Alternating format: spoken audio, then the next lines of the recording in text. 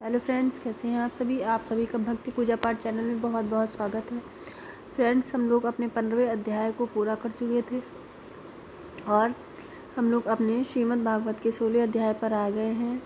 दोस्तों, आप लोग चैनल को लाइक नहीं करते हैं तो आपसे एक रिक्वेस्ट है कि चैनल को लाइक करें, सब्सक्राइब करें और शेयर करें और कमेंट बॉक्स में जय श्री हरि अवश्य लिखें। तो आइए सुनते हैं अर्जुन और भगवान श्री का संवाद। श्री भगवान बोले, भय का सर्वथा अभाव, अंतःकरण की पूर्ण निर्मलता, तत्व ज्ञान के लिए ध्यान योग में निरंतर दृढ़ स्थिति और सात्विक दान, इंद्रियों का दमन, भगवान देवता और गुरुजनों की पूजा तथा अग्निहोत्र आदि उत्तम कर्मों का आचरण एवं वेद शास्त्रों का पठन पाठन तथा भगवान के नाम और गुणों का कीर्तन, स्वधर्म पालन के लिए कष्ट सहन और शरीर तथा इंद्रियों के सहित अंतःकरण की सरलता, मन वाणी और शरीर से किसी प्रकार भी किसी को कष्ट न देना, अर्थात और प्रिय भाषण, अपना उपकार करने वाले पर भी क्रोध का न होना, कर्मों में कर्तापन के अभिमान का त्याग, अंतःकरण की उपरति अर्थात चित्त की चंचलता का अभाव, किसी की भी निंदादि न करना, सब भूत प्राणियों में हेतु रहित दया, इंद्रियों का विषयों के साथ संयोग होने पर भी उनमें आसक्ति का न होना, कोमलता, लोक और शास्त्रों से विरुद्ध आचरण में लज्जा और व्यर्थ चेष्टाओं का अभाव, तेज, क्षमा, धैर्य, बाहर की शुद्धि और किसी में भी शत्रु का भाव न होना और अपने में पूज्यता के अभिमान का अभाव, ये सब तो है अर्जुन, दैवी संपदा को लेकर उत्पन्न हुए पुरुष के लक्षण है। हे पार्थ, दंभ, घमंड और अभिमान तथा क्रोध, कठोरता और अज्ञान भी सब आसुरी संपदा को लेकर उत्पन्न हुए पुरुषों के लक्षण हैं। अंतःकरण और इंद्रियों के द्वारा जैसा निश्चय किया हो वैसे का वैसा ही प्रिय शब्दों में कहने का नाम ही सत्य भाषण है।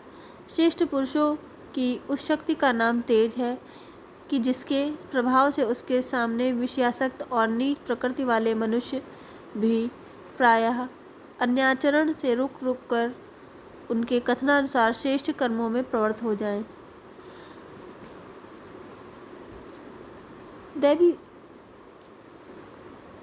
दैवी संपदा मुक्ति के लिए और आसुरी संपदा बंधन बांधने के लिए मानी जाती है।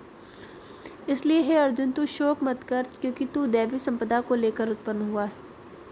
हे अर्जुन, इस लोक में भूतों की सृष्टि यानी मनुष्य समुदाय ही दो प्रकार का है, एक तो दैवी प्रकृति वाला और दूसरा आसुरी प्रकृति वाला। उनमें से दैवी प्रकृति वाला तो विस्तार पूर्वक कहा गया, अब तू आसुरी प्रकृति वाले मनुष्य समुदाय को भी विस्तार पूर्वक मुझसे सुन।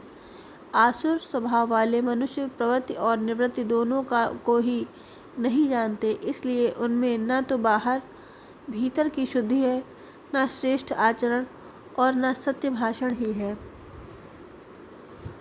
वे आसुरी प्रकृति वाले मनुष्य कहा करते हैं कि जगत आश्रय रहित सर्वथा असत्य और बिना ईश्वर के अपने आप केवल स्त्री पुरुष के संयोग से उत्पन्न है, अतएव केवल काम का ही इसका कारण है, इसके सिवा और क्या है। इस मिथ्या ज्ञान को अवलंबन करके जिनका स्वभाव नष्ट हो गया है तथा जिनकी बुद्धि मंद है, वे सबका अपकार करने वाले क्रूर कर्मी मनुष्य केवल जगत के नाश के लिए ही समर्थ होते हैं। वे दंभ, मान और मद से युक्त मनुष्य किसी प्रकार भी पूर्ण न होने वाली कामनाओं का आश्रय लेकर अज्ञान से मिथ्या सिद्धांतों को ग्रहण करके और भ्रष्ट आचरण को धारण करके संसार में विचरते हैं तथा वे मृत्यु पर्यंत रहने वाली असंख्य चिंताओं का आश्रय लेने वाले विषय भोगों के भोगने में तत्पर रहने वाले और इतना ही सुख है इस प्रकार मानने वाले होते हैं। वे आकाशीय सैकड़ों फंसियों से बंधे हुए मनुष्य काम क्रोध के परायण होकर विषय भोगों के लिए अन्याय पूर्वक धनादि पदार्थों का संग्रह करने की चेष्टा करते हैं।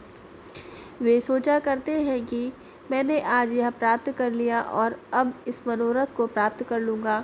मेरे पास यह इतना धन है और फिर यह भी हो जाएगा। वह शत्रु मेरे द्वारा मारा गया और उन दूसरे शत्रुओं को भी मैं मार डालूँगा। मैं ईश्वर हूँ, ऐश्वर्य को भोगने वाला हूँ। मैं सब सिद्धियों से युक्त हूँ और बलवान तथा सुखी हूँ। मैं बड़ा धनी और बड़े कुटुंब वाला हूँ। मेरे समान दूसरा कौन है? मैं यज्ञ करूँगा, दान करूँगा और आमोद प्रमोद करूँगा।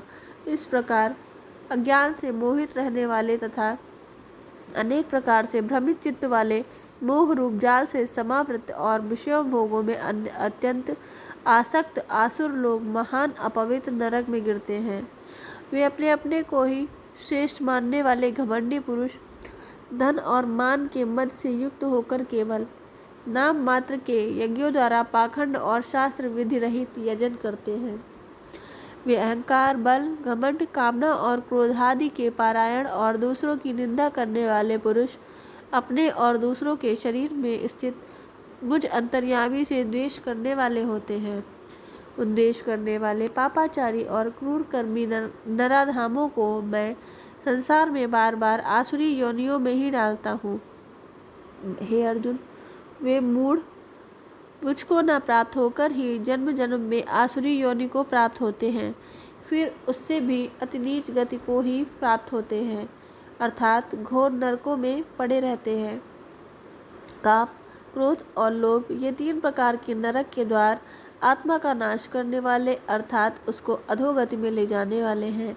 अतएव इन तीनों को त्याग देना चाहिए। हे अर्जुन, इन तीनों नरक के द्वारों से मुक्त पुरुष अपने कल्याण का आचरण करता है।